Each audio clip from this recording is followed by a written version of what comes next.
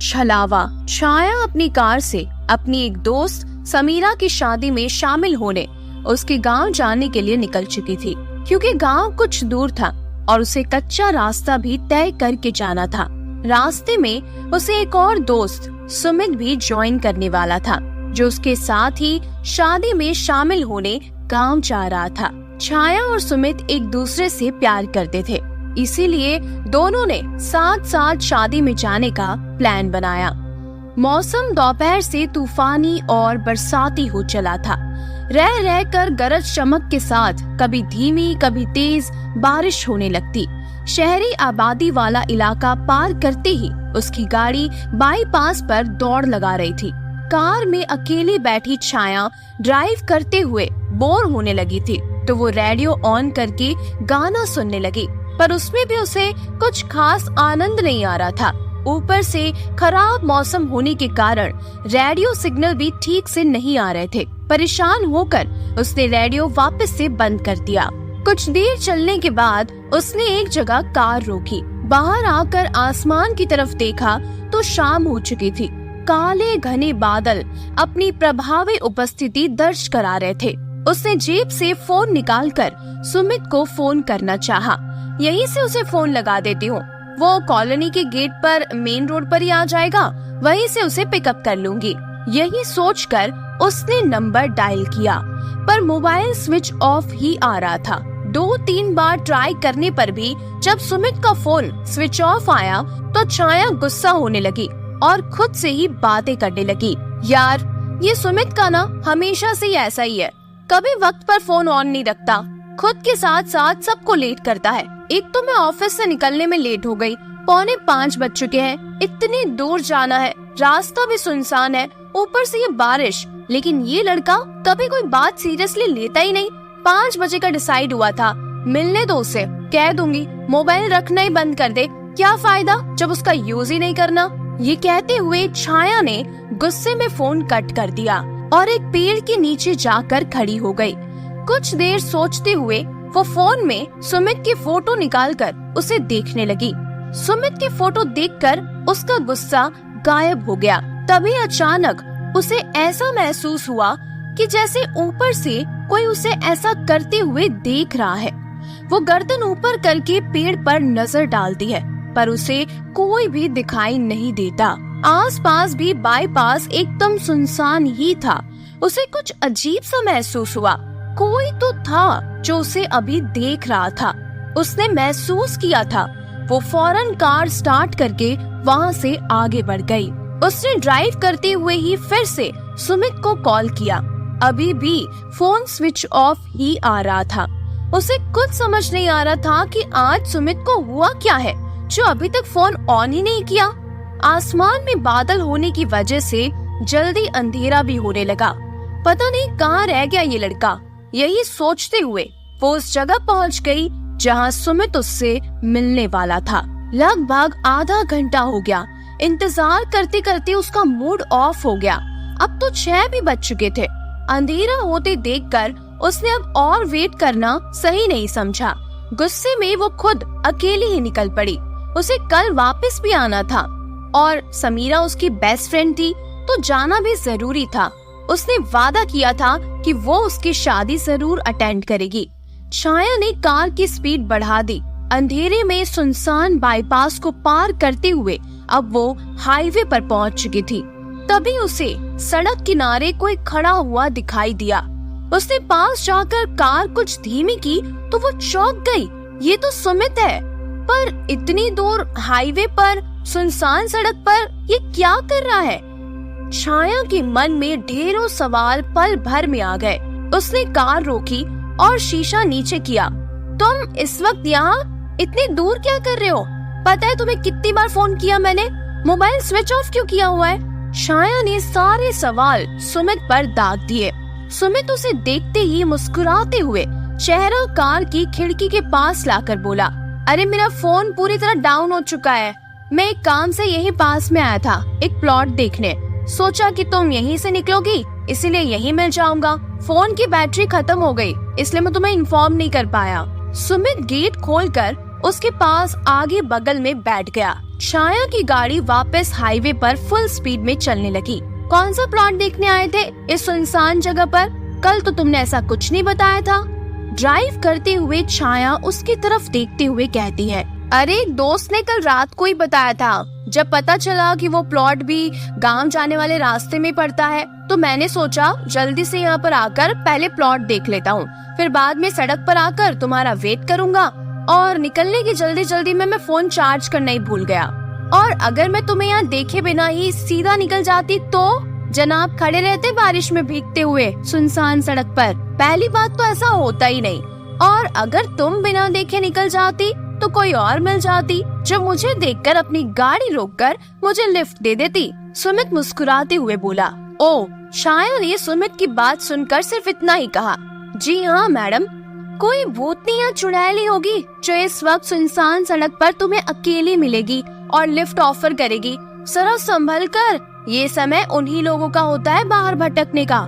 पता चला कि तुम पहचान ही नहीं पाए और वो तुम्हें मूर्ख बनाकर किसी सुनसान जगह पर ले जाकर तुम्हें ऊपर पहुंचा देगी। शायद तिरछी नजर से सुमित की ओर देखकर हंसने लगी। कोई भूत वूत नहीं होता, ये सब मन का वहम होता है। सुमित छाया की तरफ घूरते हुए बोला, तुम्हें कैसे पता कि मैं छाया ही हूँ? हो सकता है कि मैं कोई भूत हूँ। आजकल भूत काफी एडवांस हो चुके हैं, कोई भी शक्ल बनाकर आपके साथ हो जाते हैं और आपको पता भी नहीं चलता। इसीलिए इस बुलावे में मत रहना कि भूत नहीं होते। छाया अपनी बात पर जोर देते हुए बोली। तभी उसके फोन की घंटी बजती है। वो बैग में से फोन निकालने के लिए हाथ बढ़ाती है कि तभी सुमित उसे रोक देता है। अरे यार, हम पहले इतना लेट हो रहे हैं, तुम सिर्फ गाड़ी चलाने पर ध्यान दो। सुमित की बात सुनकर छाया अपने बढ़ते हाथों को रोक लेती है। दिन ढल चुका था, अंधेरा अब पूरी तरह अपने शबाब पर आ पहुंचा था। गरज चमक के साथ हल्की हल्की बारिश भी शुरू हो चुकी थी। सड़क पूरी तरह सुनसान थी। हाईवे होने के बाद भी इक्का दुक्का गाड़ियां ही आ जा रही थी। पानी गिरने के कारण आगे का कुछ साफ नहीं दिखाई दे रहा था, इसीलिए छाया ने वाइपर चालू कर दिए। उस सुनसान खामोश वातावरण में वाइपर की आवाज भी स्पष्ट सुनाई दे रही थी। कुछ देर चुप रहने के बाद छाया ने खामोशी को तोड़ते हुए सुमित से कहा, क्या हुआ, चुप क्यों हो गए? कुछ नहीं, तुम्हारी बातों को ही सोच रहा था। कौन सी? यही कि कहीं तुम्हारी बात सच तो नहीं? मतलब कौन सी बात? छाया ने आश्चर्य से सुमित की तरफ देखते हुए बोला, मुझे तुम्हारी बात से हल्का हल्का डर लगने लगा है।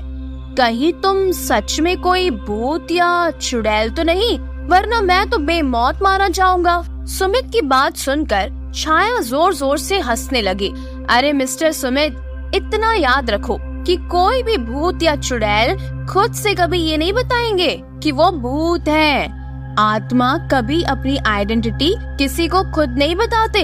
ये तो अपनी अकल से ही पता लगाना पड़ता है कि वो भूत है या इंसान। अच्छा, तो तुम ही बता दो, क्या पहचान होती है भूत की?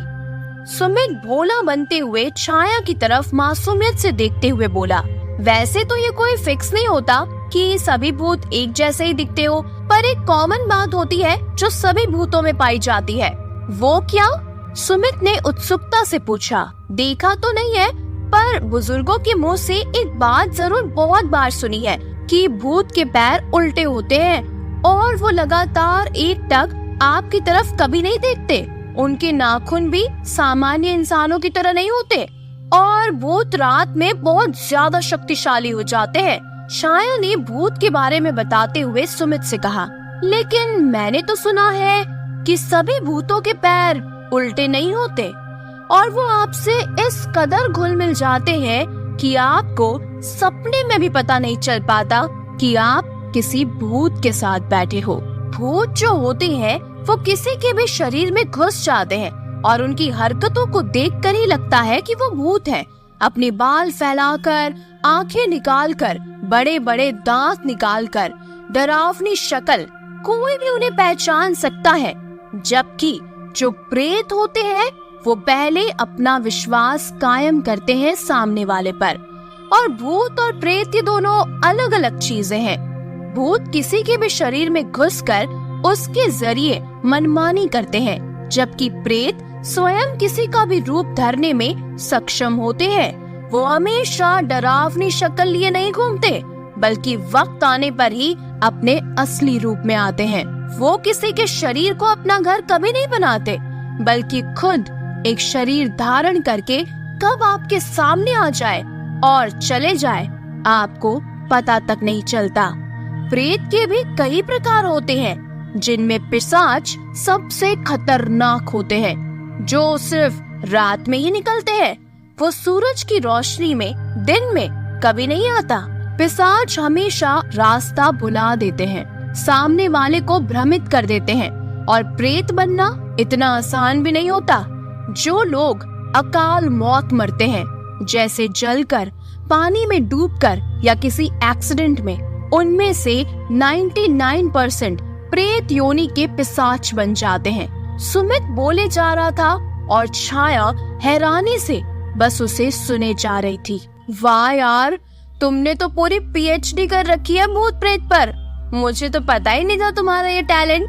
छाया मुस्कुराते हुए सुमित की तरफ देखती है। तभी फिर से मोबाइल बजता है। आवाज सुनकर सुमित छाया को फोन स्विच ऑफ करने के लिए कह देता है और उसे कहता है, अभी तुम फोन अटेंड मत करो, जल्दी से गाड़ी चलाओ, हमें शादी में पहुंचना है, देर हो रही है। छाया सुमित की बात सुनकर स्क्रीन पर बिना मिस कॉल देखे ही फोन स्विच ऑफ कर देती है। उनको चलते हुए अब काफी वक्त हो गया था, लेकिन वो नाका नहीं आया था जहाँ से उन्हें गांव के लिए अंदर कच्चे रास्ते पर टर्न लेना था। छाया कार धीमी करके सुमित से बोली, बहुत देर हो गई है ना चलते हुए, पर अभी तक वो नाका नहीं दिखा। मैं तो पहले भी आ चुकी हूँ 2-3 बार, पर इतना वक्त तो नहीं लगता है बातों बातों में नाका पीछे ही छूट गया। कोई दिख भी नहीं रहा जिससे पूछा जाए। रात के 9 बज गए हैं। छाया कार रोककर आसपास देखती है। तभी एक बूढ़े बाबा उनकी कार के पास छतरी लगाए निकलते हैं। वो उन्हें आवाज देकर पास बुलाती है। बूढ़े बाबा खिड़की पर आते हैं। अरे बाबा, ये संग्रामपुर गांव का रास्ता किधर पड़ता है? एक नाका आता है, उससे अंदर जाना पड़ता है ना? बारिश और अंधेरे की वजह से रास्ता समझ ही नहीं आ रहा। बेटी, तुम आगे आ गई हो, वो नाका तो पीछे छूट गया। वो बूढ़े बाबा जैसे ही गर्दन झुकाकर अंदर छाया से ये कहते हैं, छाया अफसोस करते हुए गाड़ी वापस टर्न कर लेती है। इतना बड़ा नाका दिखा कैसे नहीं? भले बारिश और अंधेरा है, पर वो नाका तो अलग ही दूर से दिख जाता है। वहाँ एक ढाबा भी बना हुआ है जो उस नाके की पहचान है। बहुत अजीब बात है, मैं वो देख कैसे नहीं पाई, जबकि मैं तो बराबर सड़क पर ध्यान देते हुए चल रही हूँ। छाया को कुछ समझ नहीं आता कि उससे रास्ता पहचानने में इतनी बड़ी भूल कैसे हो गई। तभी छाया की नजर सड़क किनारे एक छोटे से मंदिर पर पड़ती है। वो कार रोककर वहाँ जाने के लिए कहती है। तभी सुमित उसे रोकते हुए बोलता है, कहाँ जा रही हो? वैसे ही बहुत लेट हो चुके हैं हम। बस अभी आई, वो सामने छोटा सा मंदिर है ना, वहाँ दर्शन करके आती हो। और इतना बोलकर छाया कार से उतरकर जाने लगती है, पर सुमित गाड़ी से बाहर उतरकर एक तरफ मुंह करके खड़ा हो जाता है। छाया उसे देखकर पूछती है, क्या हुआ, तुम नहीं चलोगे दर्शन करने? अरे नहीं, वो मैं आज नहाया नहीं हूँ ना। बस इतना कहकर सुमित और दूर जाकर खड़ा हो जाता है। छाया अकेले ही मंदिर की तरफ चल देती है। जैसे ही दर्शन करके वो वापस पलटती है कि पीछे से वही बूढ़े बाबा उसे आवाज देते हैं, सावधान बेटी। छाया जैसे ही आवाज की दिशा में पलट कर देखती है, वही बूढ़े बाबा वहाँ खड़े होते हैं और उससे बोलते हैं, सावधान मेरी बच्ची, तेरे प्राण संकट में है। मैं समझी नहीं बाबा। छाया हैरानी से उनकी तरफ देखती है। हम झूठ नहीं कह रहे, वो जो तेरे साथ तेरा दोस्त है ना, वो तेरा दोस्त नहीं है, बल्कि एक पिशाच है जो शहर से ही तेरे साथ आया है। तेरे रूप रंग पर मोहित होकर तुझे अपने साथ अपनी दुनिया में ले जाना चाहता है वो। पर बाबा, पर वर कुछ नहीं बेटा, हमारी बात का विश्वास करो। हम अपनी सिद्धि से स्पष्ट देख सकते हैं कि तू अपनी सहेली की शादी में जाने के लिए निकली थी, पर तेरा दोस्त जो तेरे साथ जाने वाला था वो तबीयत खराब होने की वजह से नहीं आ पाया। तू जब उस पेड़ के नीचे खड़ी होकर उसकी तस्वीर देख रही थी, तब यही पिशाच उस पेड़ पर बैठा था। उसने तेरे दोस्त की तस्वीर देख ली थी कि वो दिखने में कैसा है, और तुझे खुद से बातें करते हुए भी सुन लिया था। बस वो वहीं से तेरे पीछे लग गया और आगे चलकर इस सुनसान रास्ते पर तुझे मिला। वो एक छलावा है, प्रेत है, जो किसी का भी रूप रख कर आ सकता है। अपना फोन चालू कर देखो बेटी, असली सुमित यानी तुम्हारा दोस्त सुमित, उसने तुम्हें फोन भी किया था जो तुमने उठाया ही नहीं। तुझे रास्ता भटकाने वाला भी वही है। वो तुझे किसी सुनसान जगह जंगल में ले जाकर मार डालना चाहता है। वो नर पिशाच खून पीता है, तो खुद देख सकती है वो मंदिर में क्यों नहीं आया तेरे साथ, और उल्टा दूसरी तरफ मुंह करके दूर जाकर खड़ा हो गया, क्योंकि वो नर पिशाच है। उन बाबा की बात सुनकर छाया के पैरों तले जमीन खिसक जाती है।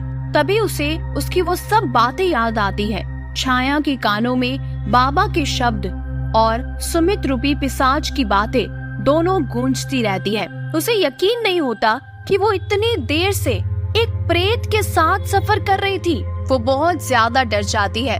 उसे कुछ समझ नहीं आता कि अब वो क्या करे। डर मत मेरी बच्ची, तू दिल की बहुत भोली है।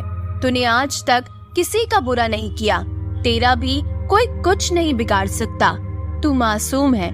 ये प्रकृति चाहती थी कि तू यहाँ दर्शन करने आए और इस बहाने कुछ समय उस पिशाच से दूर रहे और तुझे सत्य पता चल सके। ये ताबीज तू अपने पास रख और सीधी चली जा। कुछ दूरी पर तुझे वो नाका स्वयं ही दिख जाएगा, जहाँ से तू अपने गंतव्य तक पहुँच जाएगी। पर सावधानी से जाना, वो प्रेत अवश्य तुझे डराने, तेरा रास्ता रोकने का प्रयत्न करेगा। पर तू डरना मत, जब तक तेरे पास ये ताबीज है वो तुझे छू भी नहीं पाएगा। बस दूर से डराने का प्रयास करेगा ताकि तू डर जाए और घबराहट में कुछ भी कर दे। पर तू किसी भी कीमत पर डरना मत। जैसा मैंने कहा है वैसा ही करना। अब तू जल्दी से गाड़ी चालू कर और निकल जा, और उसकी तरफ देखना भी मत, सीधी चली जा। बाबा की बात सुनकर छाया जल्दी जल्दी कदम बढ़ाते हुए कार की तरफ जाती है। वो पिशाच गाड़ी से दूर उल्टे दिशा में मुंह करके खड़ा था। छाया चुपके से गाड़ी का गेट खोलकर अंदर बैठकर कंपकपाते हाथों से गाड़ी स्टार्ट करती है, पर हड़बड़ाहट में चाबी नीचे पायदान पर गिर जाती है।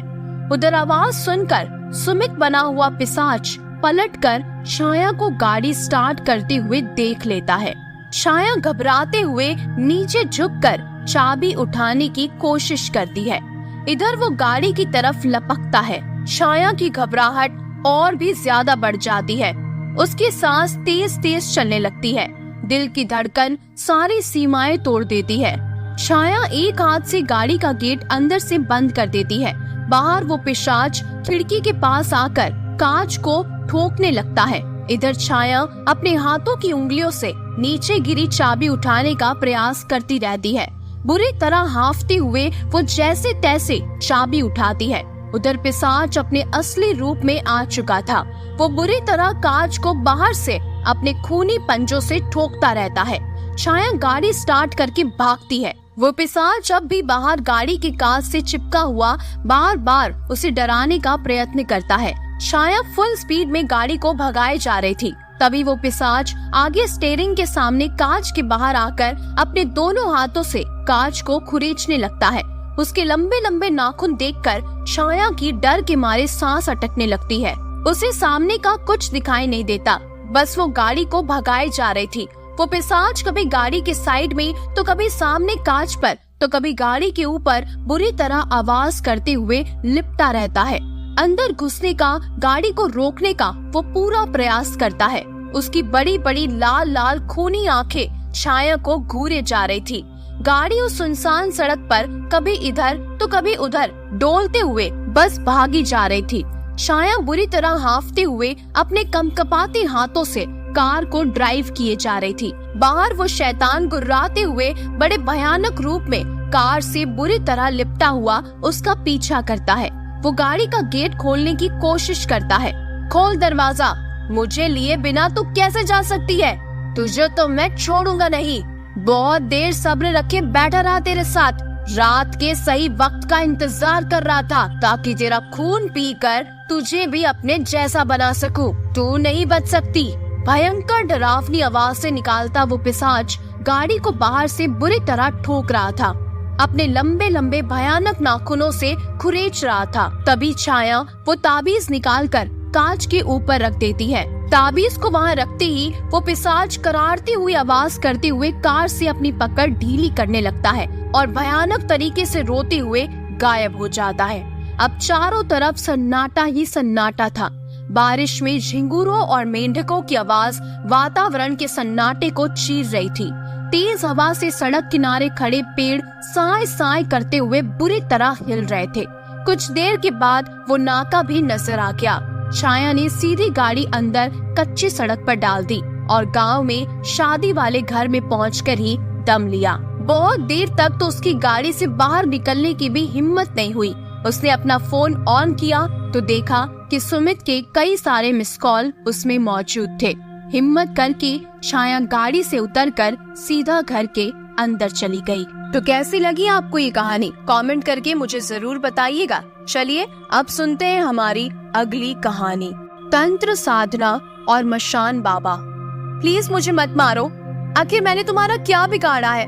और एक मासूम की चीख घर की चार दीवारी में घुट कर रह जाती है और ये खबर अखबार की सुर्खियों में छप जाती है और धड़ धड़ करती प्रिंटिंग प्रेस की मशीन बंद हो जाती है। इसी के साथ कैमरा जूम आउट होता हुआ पूर्णमासी की रात में आसमान के बादलों को चीरता हुआ कहीं खो जाता है। कैमरा प्रेस की दीवार पर लगी घड़ी पर फोकस डालता है।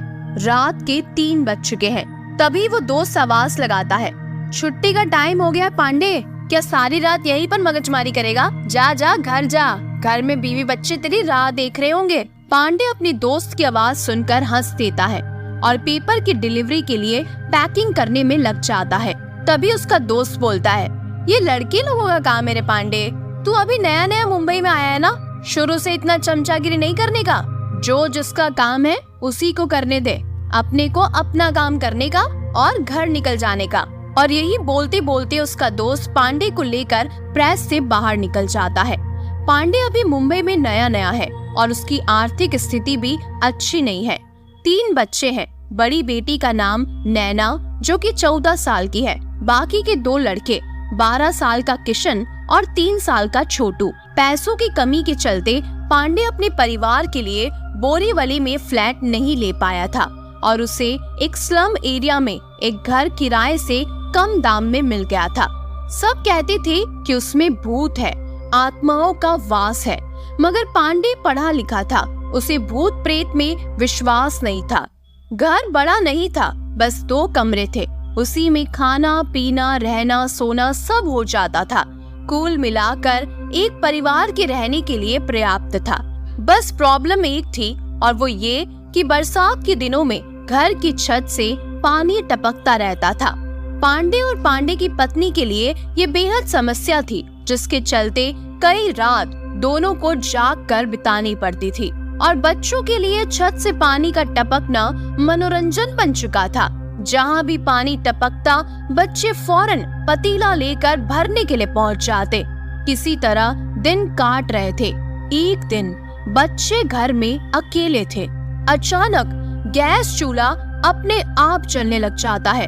नैना डर गई और किशन को तो मजा ही आ गया। वो छोटू के साथ बैठकर हंसने लगता है। तभी पांडे की पत्नी बाजार से आती है।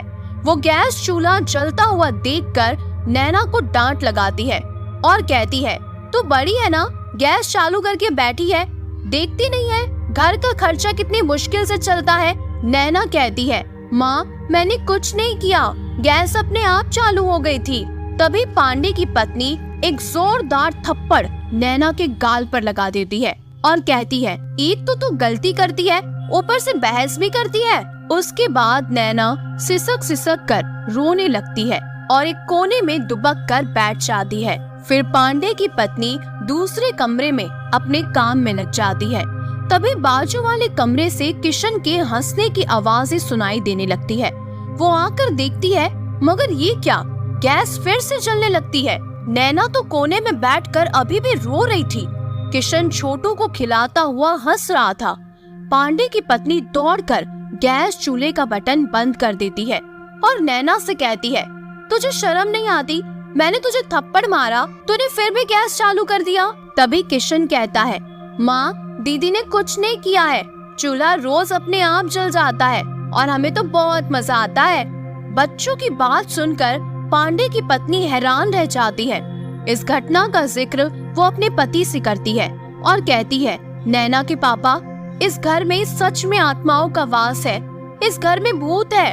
आज गैस चूल्हा अपने आप चालू हो गया था। पांडे कहता है, अरे कोई भूत वूत नहीं होते, ये सब मन का वहम है, और बत्ती बुझाकर सबको सोने के लिए कह देता है। अभी पांडे की आंख भी ढंग से लगी ही नहीं थी।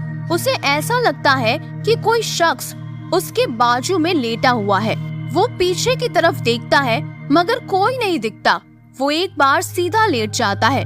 तभी उसे ऐसा लगता है जैसे कोई उसकी गर्दन दबा रहा है। वो उठकर बैठ जाता है। बच्चे और पत्नी को सही सलामत देखकर पांडे चैन की सांस लेता है। मटके से पानी निकालकर पीता है। तभी बाजू वाले कमरे से बर्तनों के खड़खड़ाने की आवाज सुनाई देती है। ऐसा लगता है जैसे कोई खाना बना रहा हो। वो दौड़कर लाइट ऑन करता है। जूठे बर्तनों पर चूहे कूद रहे थे। पांडे को देखकर चूहे खुद ब खुद भाग जाते हैं। लाइट्स ऑफ करके पांडे आकर वापस सो जाता है। अगले दिन शाम का वक्त था। बच्चे खेलकर घर आ चुके थे। पांडे की पत्नी घर का काम करने में लगी थी। पांडे को प्रेस जाने की जल्दी थी। वो अपना टिफिन लेकर साइकिल से प्रेस की तरफ निकल जाता है। दीवार से चिपककर किशन किसी से बातें कर रहा था। पास बैठी नैना पढ़ाई में इतनी मशरूफ थी कि उसे कुछ पता ही नहीं चलता। अचानक किशन तेज तेज बातें करने लगता है और फिर अचानक ही दहाड़ मार मार कर रोने लगता है। किशन के रोने की आवाज सुनकर पांडे की पत्नी रूम में आ जाती है और नैना को डांट लगाते हुए कहती है, तूने क्यों मारा इसे? और किशन को कहती है, जब नहीं पटती है तेरी दीदी के साथ तो अलग अलग काहे नहीं बैठते हो? और नैना को घसीटकर दूसरे कमरे में ले जाती है। नैना कहती है, माँ, मैंने नहीं मारा इसे। पांडे की पत्नी कहती है, तुमने नहीं मारा तो क्या भूत ने मारा है? और जैसे ही वो अंदर के कमरे में जाती है, गैस चूल्हा अपने आप जलने लगता है। वो लपक कर गैस बंद करती है। तभी दूसरे कमरे से एक बार फिर किशन के रोने की आवाज आती है। वो एक बार फिर दूसरे कमरे में जाती है तो किशन के गाल पर पड़े पंजे के निशान को देखकर वो दंग रह जाती है और चीखती हुई अपने बच्चों को लेकर घर के बाहर भागती है और कहती है, खा गई डायन मेरे बेटे को। भूत है यहाँ, इस घर में भूत है। मुझे एक पल भी नहीं रहना इस घर में। और पूरी रात बच्चों के साथ घर के बाहर ही गुजार देती है। सुबह जब पांडे घर आता है और बीवी बच्चों को घर के बाहर बैठा हुआ देखता है तो वो हैरान रह जाता है। घटना को जानने के बाद उन्हें समझा बुझाकर वो घर के अंदर ले जाता है। रात के 10 बज चुके हैं। पांडे अपना टिफिन लेकर प्रेस जा चुका था। पांडे की पत्नी बच्चों के साथ आराम कर रही थी। तकरीबन रात के 12 बजे किशन की आंख खुलती है। वो माँ को बाजू में ना पाकर हैरान रह जाता है। तभी उसकी नजर दीवार पर बने रैक पर पड़ती है जहाँ पांडे की पत्नी लेटी हुई नजर आती है। माँ को इतनी ऊंचाई पर लेटा देखकर किशन हैरानी में पड़ जाता है। इतनी ऊंचाई पर बिना सीढ़ी के जाकर लेट पाना नामुमकिन है। किशन की आवाज सुनकर नैना डर जाती है। वो भी माँ को रैक में लेटता देखकर हैरान रह जाती है और डर के मारे छोटू और किशन को साथ लेकर घर के बाहर भाग जाती है। आज बच्चों की रात बाहर गुजरने वाली थी। तभी पड़ोस के अंकल की नजर घर के बाहर बैठे बच्चों पर पड़ती है।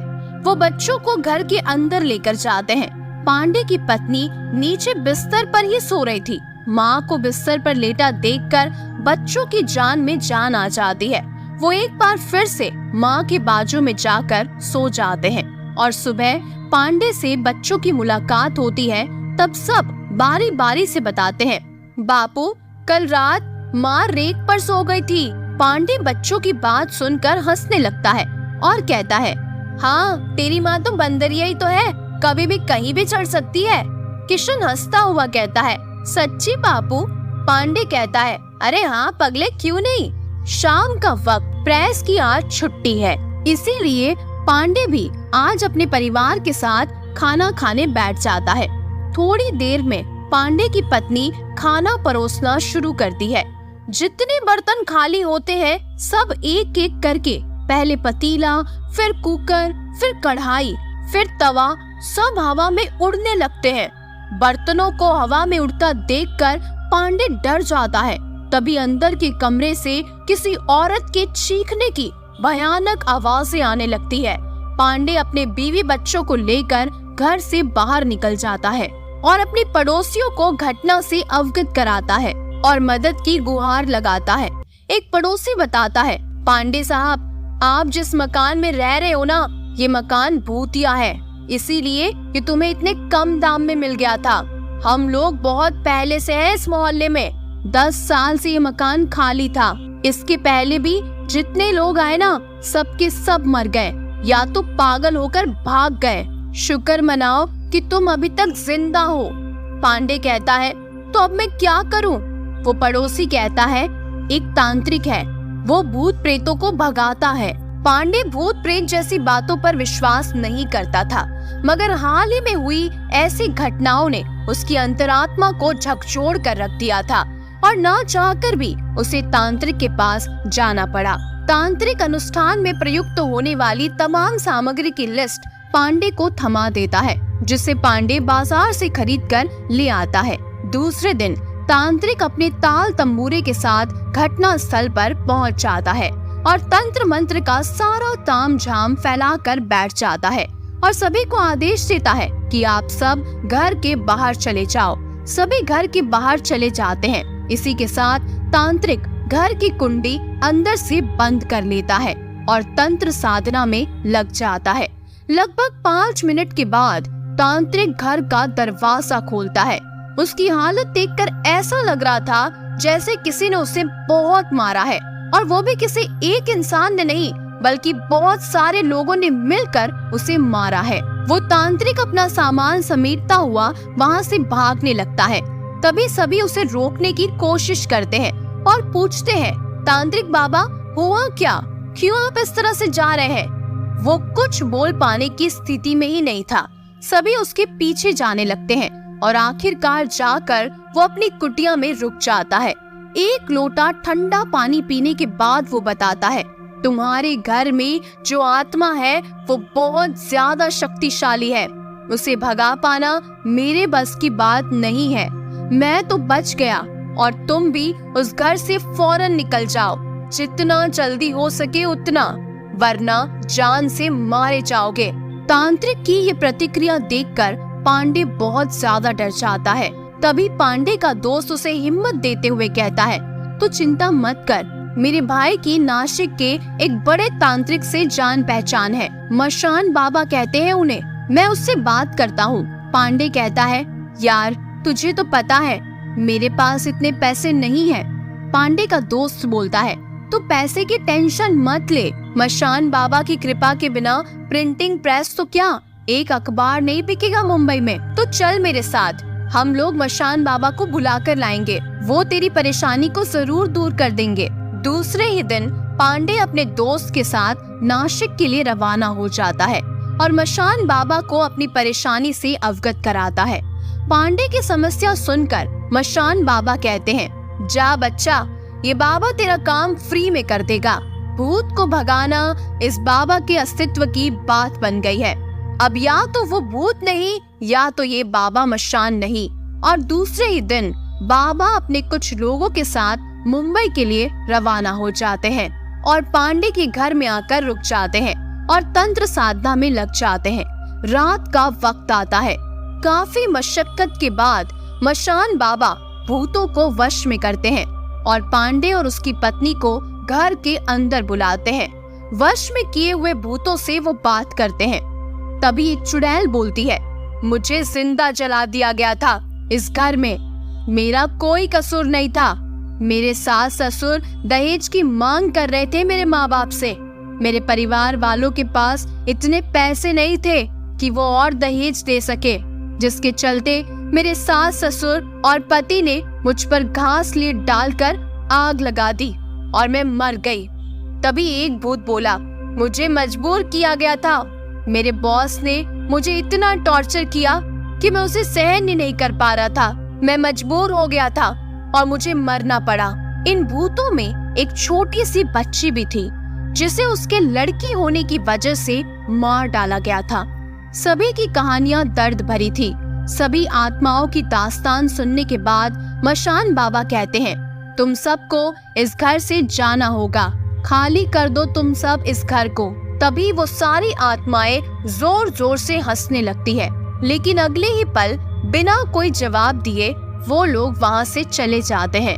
मशान बाबा कहते हैं, पांडे तुम अब बिल्कुल परेशान मत हो।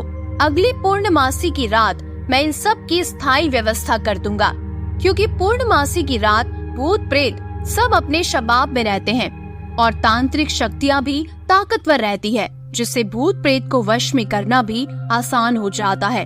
इतना कहकर मशान बाबा वापस नासिक के लिए रवाना हो जाते हैं। मशान बाबा के जाने के बाद पांडे की वही पुरानी दिनचर्या शुरू हो जाती है। एक दिन रात का वक्त था, करीबन 3 बज चुके थे।